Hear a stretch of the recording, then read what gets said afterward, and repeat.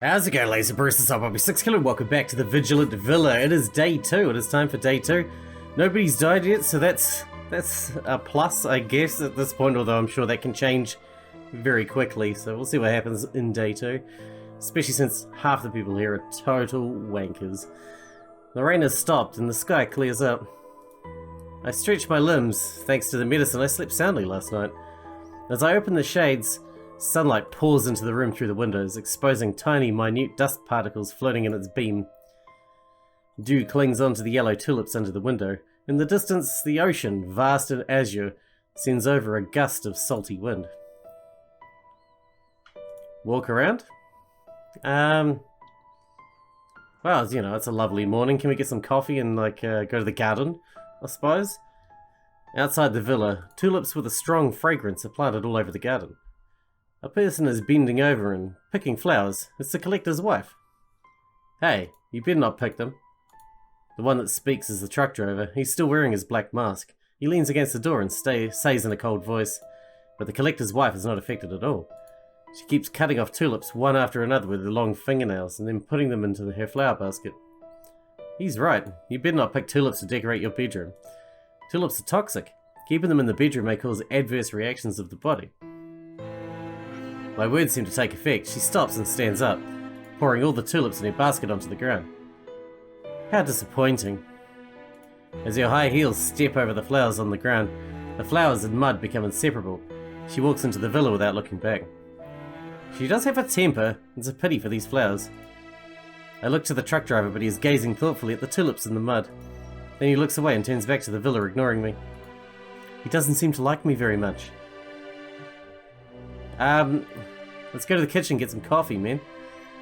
It's morning. I can't do days without getting some coffee in me first thing. In the kitchen, Amy and Daisy are preparing breakfast. You're up. Amy was right. You're the second to last. It seems the latest would be Mr. Gia, the lawyer. The breakfast will be ready soon. I'll show you a surprise first. Daisy wipes her hands and draws out a photo from her pocket, in a good mood. Is it the group photo taken yesterday? Yes. I just got Amy's consent to leave a wall in the living room as a guest photo wall. Ah, this will be the very first photo hung on the wall. There is a great businessman, a collector, a successful lawyer, and a famous writer. What's more, a future photographer. Let's hope so. I'll go and post the photo on it, and then wake that successful lawyer up. See you later. Amy's the only one left in the kitchen. About the strange phone last night. The strange phone? Let's talk to her about the previous lodger. What was the previous lodger staying in my room like? I don't remember. I guess it was just someone ordinary. What if I leave something here when I check out? Don't worry, we check every room. That won't be possible. Amy slices a piece of fruit and puts it in her mouth. She turns around and leans against the cabinet casually. Anything else? No.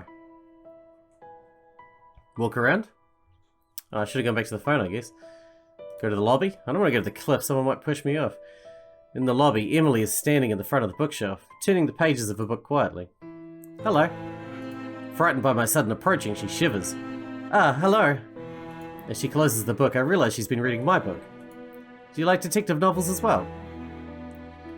I was just curious at first, but as I read a little, I'm already fascinated. Your book is great. One day it'll be widely recognized. Success partly relies on luck. I'm not a lucky guy. That is so true. Remember that if you ever decide to start a YouTube channel. If my book can get you interested in deduction, in a way, I succeed.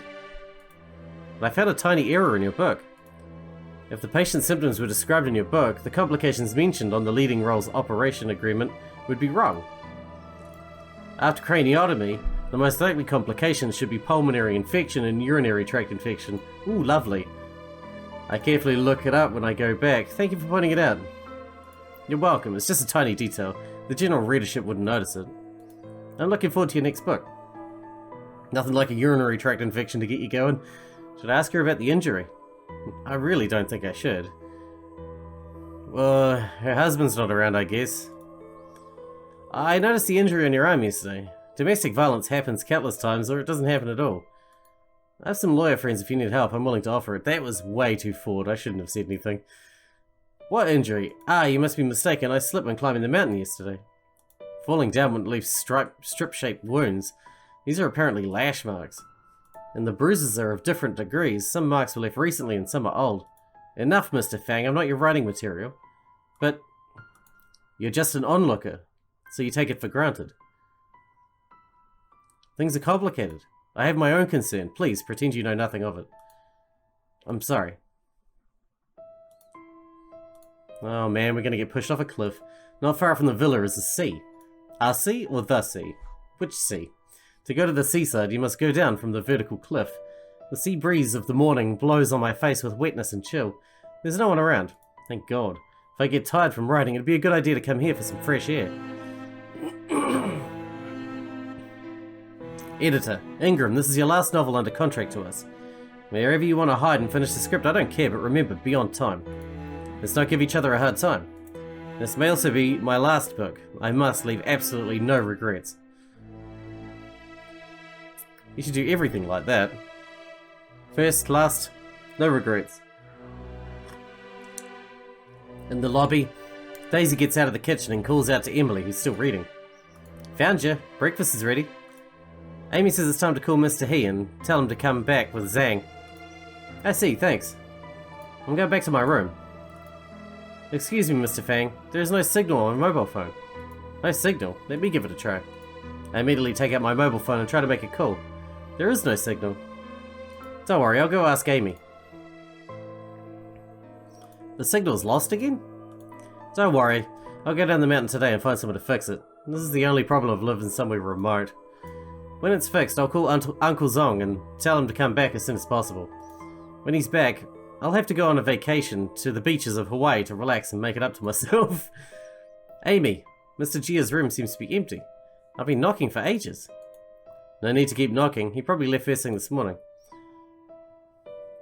In the dining room, Leo, who hasn't been seen until now, sits lazily at the dining table. Why are you still here? I'm leaving. I'm leaving after breakfast. Rascal. That's cute, isn't it? While everyone is about to enjoy their breakfast, George and John, who went out for the morning exercise, rush into the dining room. They both look off. John is totally panicking. What happened? The bridge is broken. What?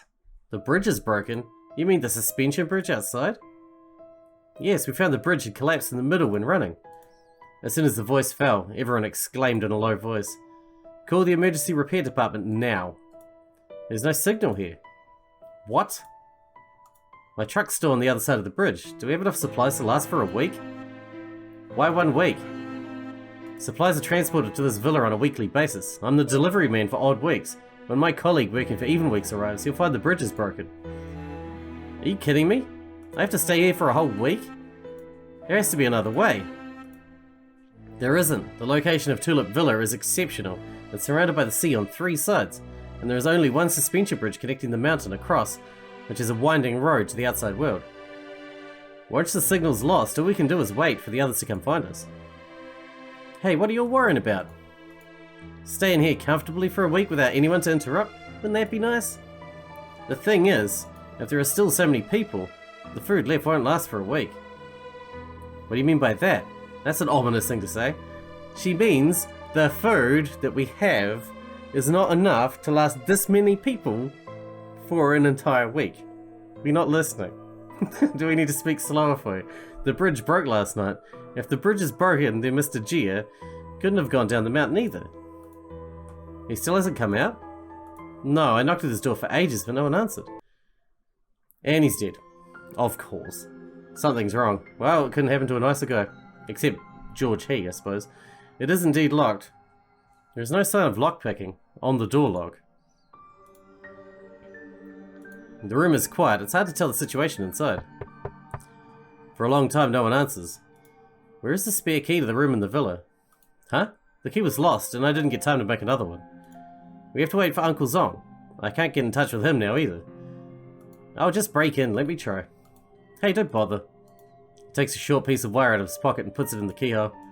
He looks up at the suspicious glances around him and shrugs his shoulders indifferently. I'm starting to like this guy, even though he bashed me across the back of the head. Why are you looking at me like that? Hey, you can't have enough skills. Tut, indecent. The lock is unlocked. I hold the doorknob and push the door. This is the first game I ever played where tut is a common word. He is dead? Called it. The second day in the Tulip Villa is filled with bright sunlight. After the heavy rain, the real danger is closing in under the skies of this lovely weather. Indeed. Can we move on now? Am I waiting for something? The smell of blood and stuffy air mixed together. Such smell makes people want to vomit.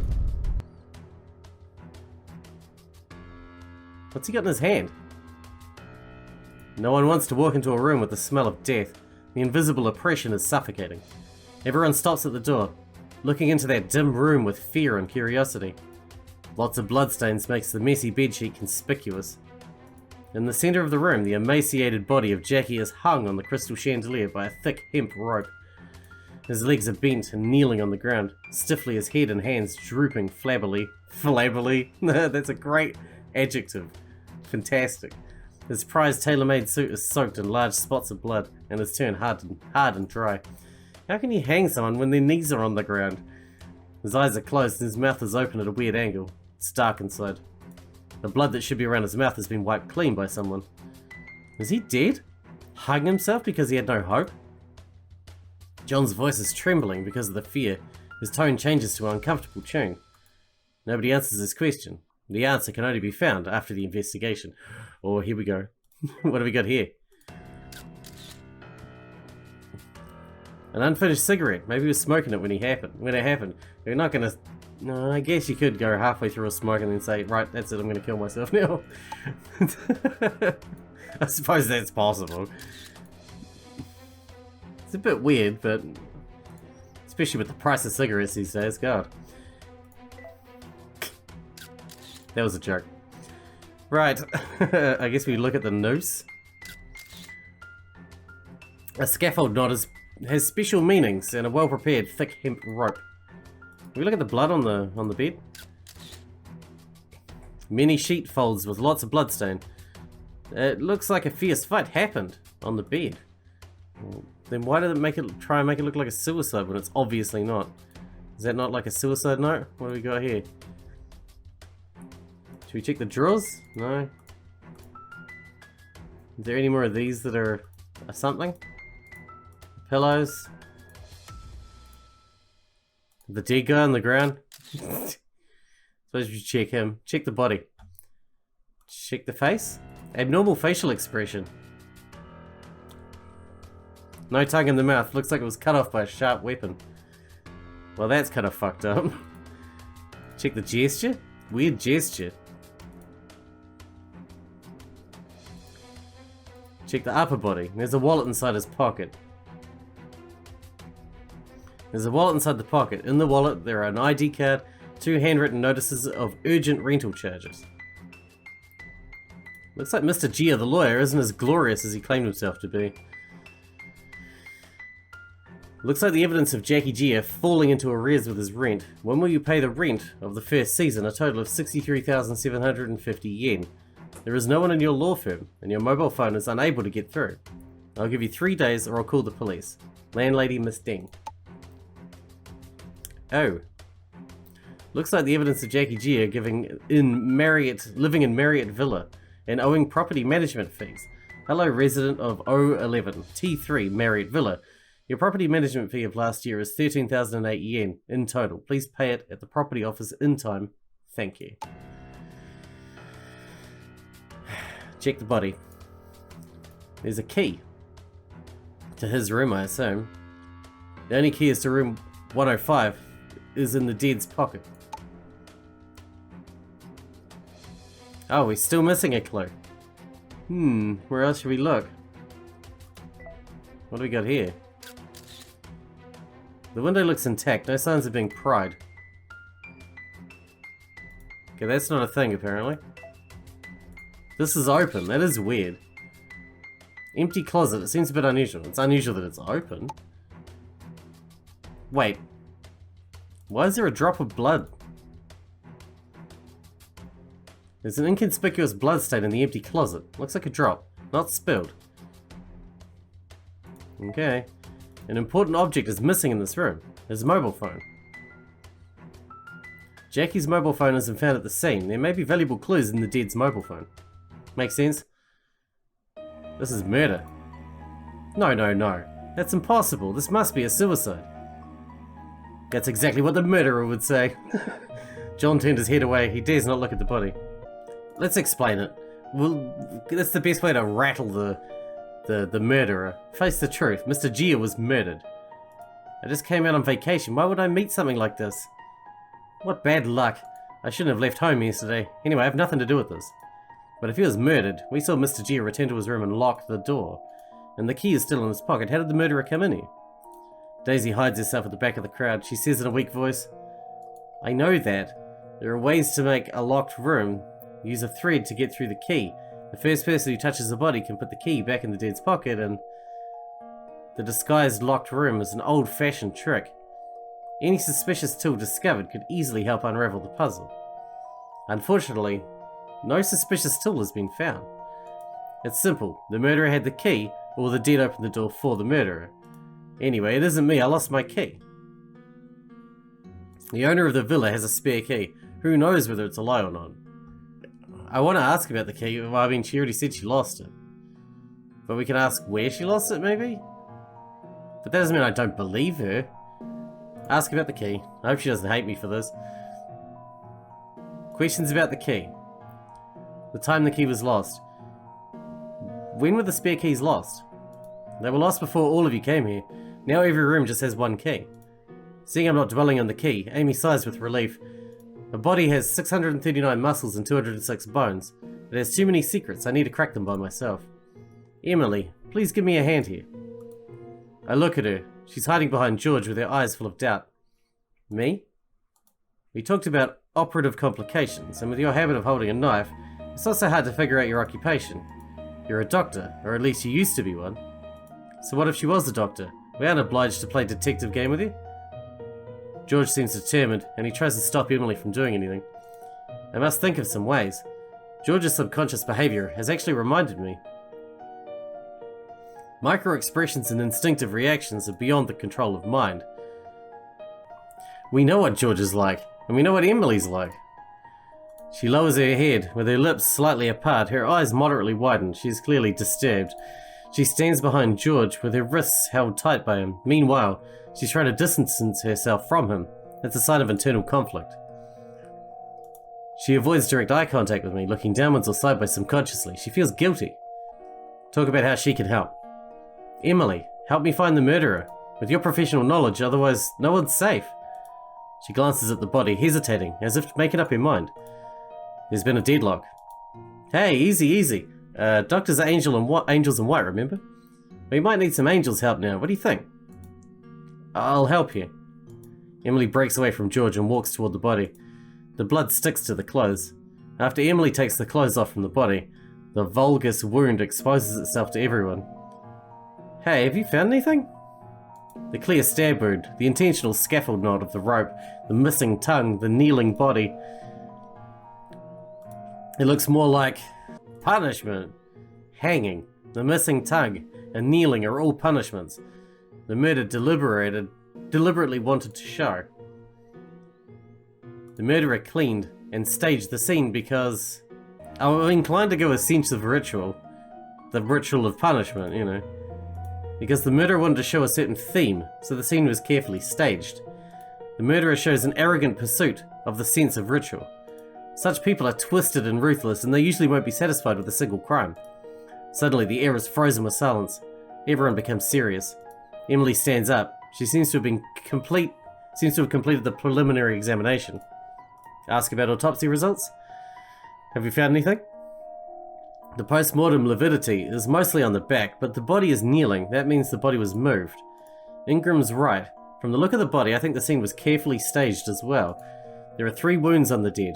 The first 2 are on the back, and the last one is on the right abdomen. 2 wounds on the back were cut, which caused him bleeding, but not fatal. The one on the right abdomen, which is 3 centimeters long, causes death, and from the edge of the wound, the weapon should be a single blade. I guess it might be a fruit knife or something? We know about the fruit knife. Besides, there are many soft tissue injuries in varying degrees on his body. He was beaten up before his death, but the mark of strangling on the neck and cut off tongue was made after his death. There are 2 chop wounds on the back. The fatal wound is the knife on the right side of the abdomen. The missing tongue, the strangling mark are on the neck, and the gesture of kneeling are made after death. Her last word makes everyone turn to look at Leo. Why the hell are you looking at me? I didn't kill anyone. Hey, don't get angry. No one said you killed anyone, but this is quite coincidental. You beat him up yesterday and the man died today. And you can unlock the door. Hey, you damn old thing, Leo says, grasping John's collar angrily. Did you say the weapon could be a fruit knife? It's just speculation. I think a fruit knife matches the characteristics of the murder weapon most. It's easy to get a fruit knife. We have it in the kitchen.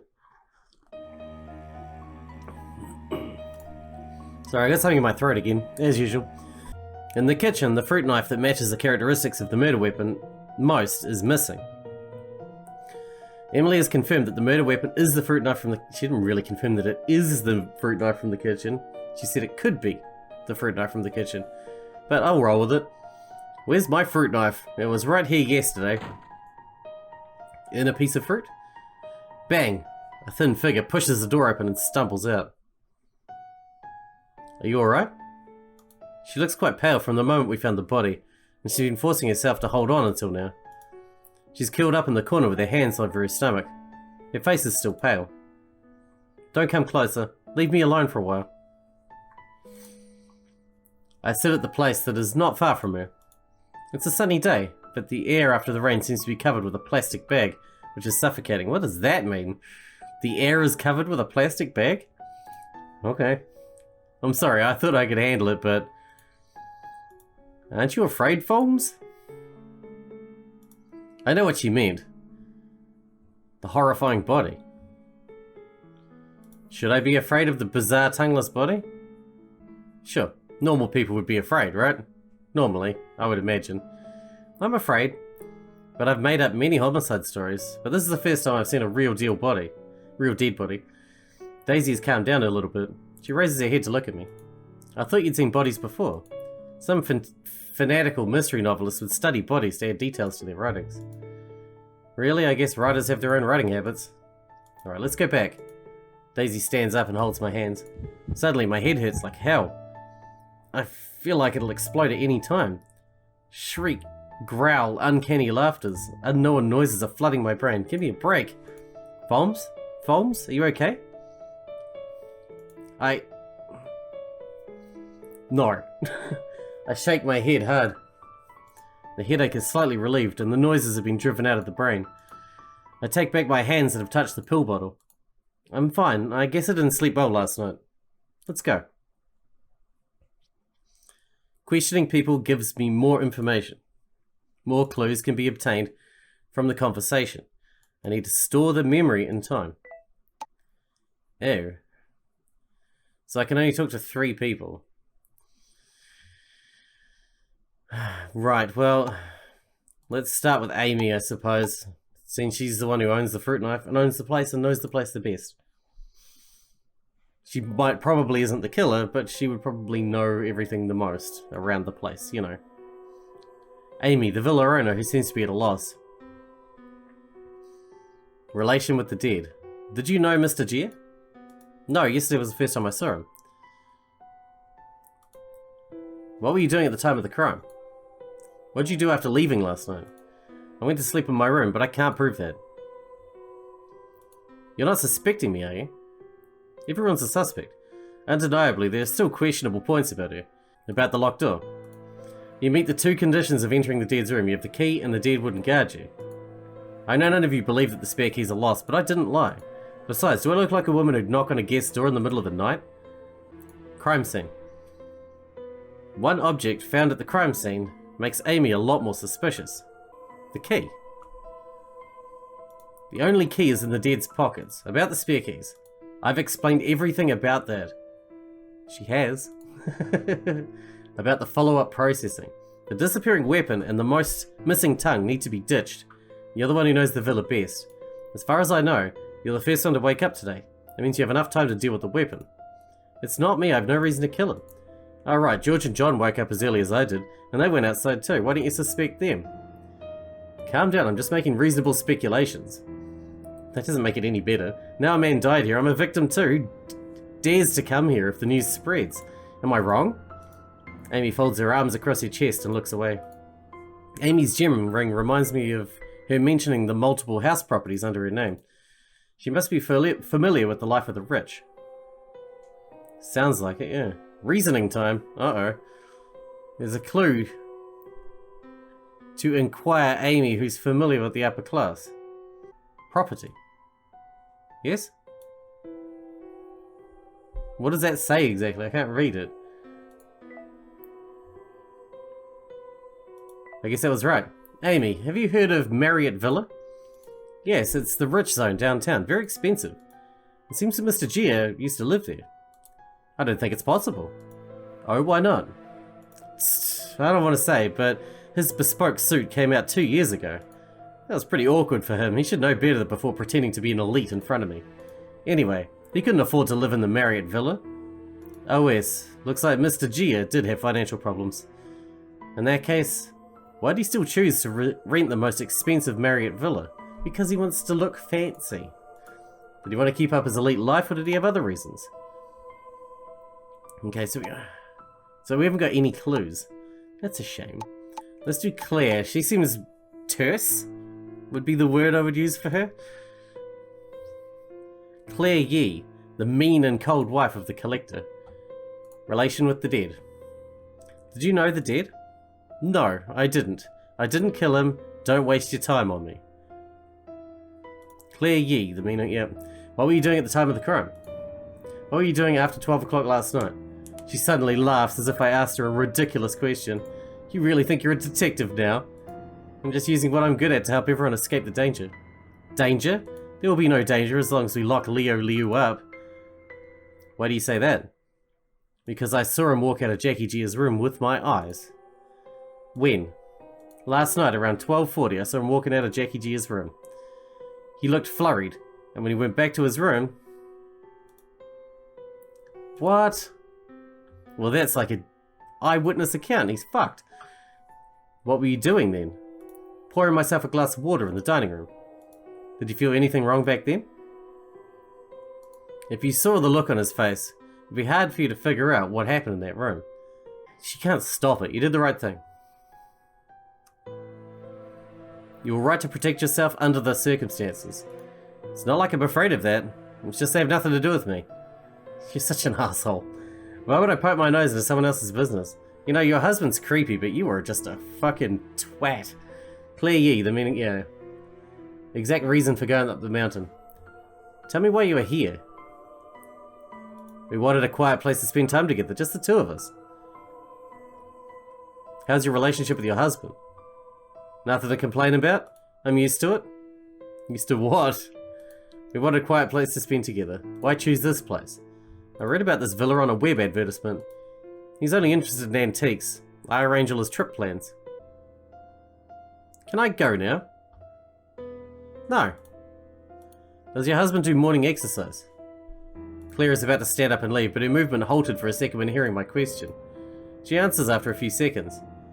Do you think he looks like a man who likes exercise? She didn't answer my question directly. She's hiding something. Well, she doesn't know about her husband's habits.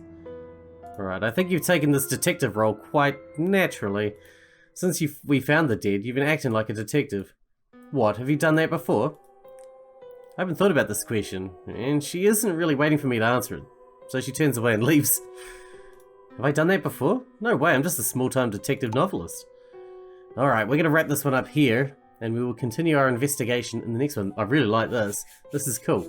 Although it really looks like Leo's the one here, but Claire's dodgy, man. I'm not going to take her word on that shit. Not with her attitude.